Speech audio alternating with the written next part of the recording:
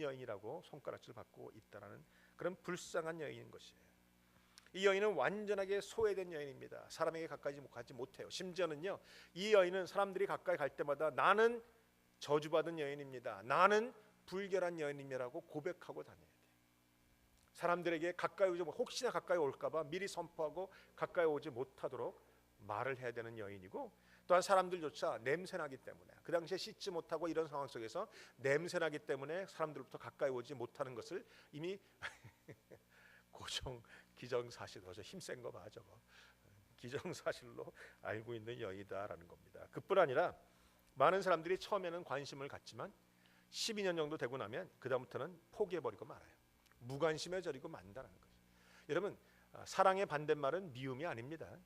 사랑의 반대말은 무관심이에요. 무관심해버리면 그것은 굉장히 괴로운 것이고 굉장히 잔인한 것이.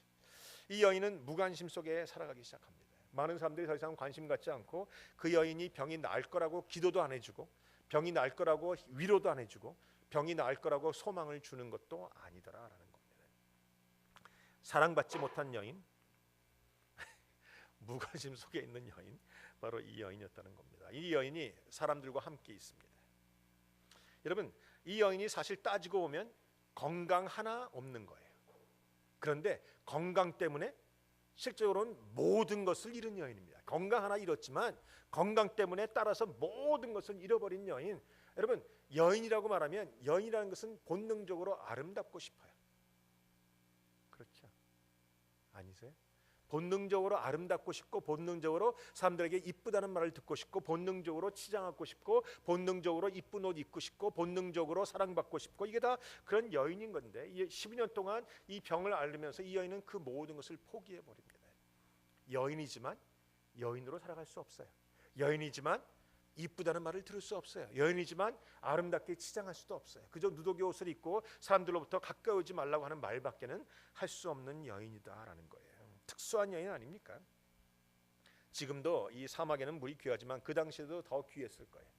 지금처럼 뭐 수돗물이 있는 것도 아니고, 뭐 이 수로 시설이 잘 된 것도 아니고, 그저 있는 것 운물, 그런 데서 그 여인이 목욕이나 제대로 하겠습니까? 그 여인이 하루에 3번씩 한번 씻기나 하겠습니까? 무슨 향수로 뿌리기나 다니기나 하겠습니까? 그러면 그 여인은 냄새나고 더럽고 이런 거. 그 당시엔 지금처럼 옷을 갖다가 아침 저녁으로 갈아입을 수 있는 시대도 아니에요. 옷이 귀한 시대. 그래서 아간이라는 사람이 옷 한 벌 훔치지 않습니까? 그 당시에 옷 하나가 있으면 이게 자손 3세대를 물려가는 옷이에요. 귀한 옷이에요. 그렇기 때문에 그녀가 옷을 갈아입을 수도 없고 늘 냄새와 이런 것 속에 살아가는 그 여인, 우리가 조금만 머리를 굴려보면 그 여인이 얼마나 힘든 상황일까 우리가 알 수 있는 것을 볼 수 있다라는 겁니다. 그런데 이 여인이 그럼에도 불구하고 예배도 드릴 수 없는 병이에요. 여러분, 그뿐입니까? 이 여인이 갖고 있는 병은요, 병 중의 병, 다시 말하면 수치와 부끄러움의 병이에요. 성경에 보면요, 병자들이 많아요. 그러나 모든 병이 다 똑같은 병은 아니에요. 모든 병자들이 병이 들었지만 주님께 나와서 부르짖었어요. 주님, 고쳐달라고. 나사렛 예수여, 고쳐달라고. 다윗의 자손이여, 고쳐달라고. 심지어는 문둥병자조차 외쳤어요. 다윗의 자손 예수여, 나를 불쌍히 여겨달라고 하는 외침을 외쳤습니다. 그런데 이 여인은 그 외침조차 할 수 없는 여인이에요. 왜? 수치스러우니까, 부끄러우니까. 문둥병과도 비교할 수 없는 더 수치스러운 부인병, 감히 내놓고 말할 수 없는 병, 답답한 병이었다는 거예요. 여러분, 내가 속상하고 힘들고 아파도 나 아프다 말할 수 있으면 괜찮아요. 그렇지 않습니까? 나 괴롭다 말할 수 있으면 괜찮아요. 나 여기가 아파, 여기가 힘들어, 여기가 고통이 있어, 여기가 찔려, 그런 거 말할 수 있으면 괜찮아요. 그러나 이 여인은 그 말조차 못했다는 거예요.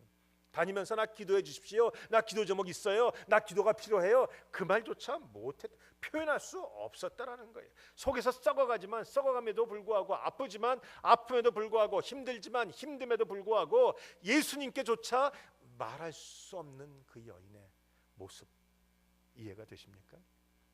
어찌 보면 우리도 그런 병이 있어요. 병은 아니지만 남들에게 드러낼 수 없는 부분들이 있어요. 감출 수밖에 없는 부분들이 있어요. 드러내면 수치스럽기 때문에 기도 제목조차 나눌 수 없는 부분들이 있어요. 그저 붙잡고, 그저 입 다물고, 그저 나 혼자 끙끙 앓면서, 나 혼자 아파하면서, 나 혼자 고독 속에, 나 혼자 외로움 속에, 나 혼자 힘든 가운데 들어가는 질병들.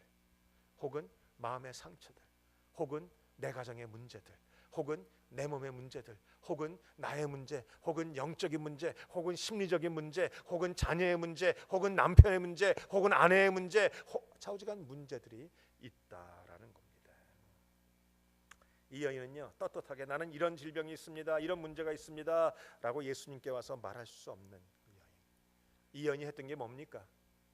그저 가까이 와서 아무 소리 못하고 찍소리 못하고 주님의 옷자락을 잡는 것밖에는 길이 없었던 여인이에요. 이 여인은 주님 앞에 옵니다. 사람들에게부터 손가락질 받고 욕먹고 침뱉음을 당하고 심지어는 몰매 맞고 심지어는 돌에 맞아 죽을 수 있는 위험을 감수하고도 사람들 틈에 끼어듭니다. 마지막 소망이 거기 있기 때문에, 마지막 바람이 거기 있기 때문에 쫓아와서 예수님의 옷자락을 잡았다라는 겁니다. 여러분, 믿음이란 이런 겁니다. 많은 사람들도 똑같이 문제가 있습니다. 예수님을 따라다녔던, 예수님을 주의했던 많은 사람들이 문제가 없었다고는 저는 생각하지 않아요. 그들도 다 문제가 있었습니다. 다 가정의 문제, 질병의 문제, 경제적인 문제, 남편의 문제, 아내의 문제, 자식의 문제, 몸의 문제, 영적인 문제, 심리적인 문제, 좌우지간 그들도 다 문제가 있는 사람들이 주님을 따라다닌 거예요. 사실이 아닙니까? 교회 보세요. 문제 없는 사람이 어디 있습니까? 문제 없으면 여러분 이 자리에 와 계시겠습니까? 하는 일마다 잘 되고 그냥 모든 게 편하고 그냥 자녀 뻥뻥 잘 나가고 남편 날 사랑하고 남편 잘 되고 좌우지간 나는 조금도 문제가 없어. 나는 사람들에게 자랑하고 싶어 죽겠어. 이런 사람들 교회 나와서 금요 절하기도 합니까? 죄송합니다. 여러분이 그런 분이라면. 보통은 그렇다는 거예요. 보통은 내가 아프니까 나오는 거고 속상하니까 나오는 거고 답답하니까 나오는 거고 좌우지간 뭔가 갈망이 있으니까, 목마름이 있으니까 나오는 거예요.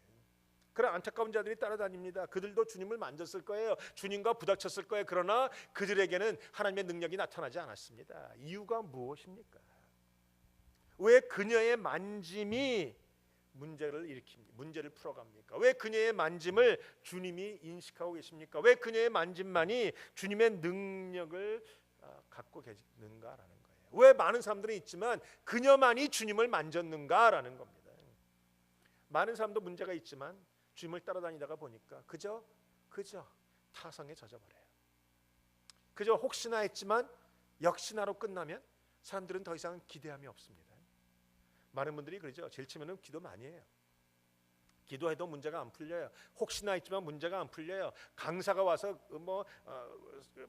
설교하시는 분들, 부흥 강사가 왔을 때 막 간절함으로 나옵니다. 그러나 병이 안 나요. 문제가 안 풀려요. 좌우지간 해결되지 않아요. 그게 몇 번 지나고 나면 부흥 강사가 온다고 해도 오든지 말든지, 시간이 되면 그때 한번 가보든지 말든지, 혹시나 했다가 역시나로 바뀌고 타성이 붙고 내 마음속에 갈망이 사라지고 배고픔이 사라지고 목마름이 사라지는 것이 사실은 당연하다라는 거예요.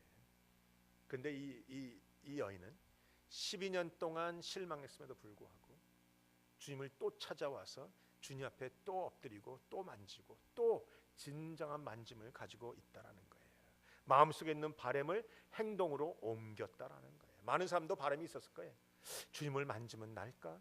주님과 손이 닿으면 날까? 주님의 안수 받으면 날까? 그러나 그들은 실제로 주님을 만지지 못합니다. 주 옆에 나와서 주님의 손을 만지지 못해요. 옷자락을 만지지 못합니다. 실적인 바람을 행동으로 옮기지 못한다라는 겁니다. 이유가 무엇입니까? 아무리 고민해봐도 이 이유밖에는 없어요. 이 그녀가 갖고 있는 것과 사람들 안에 있는 과연 무엇이 차이가 납니까? 제가 보기엔 한 가지가 차이가 납니다. 간절함. 그게 차이 나요. 영어로 하면 desperation이 차이가 나는 거예요.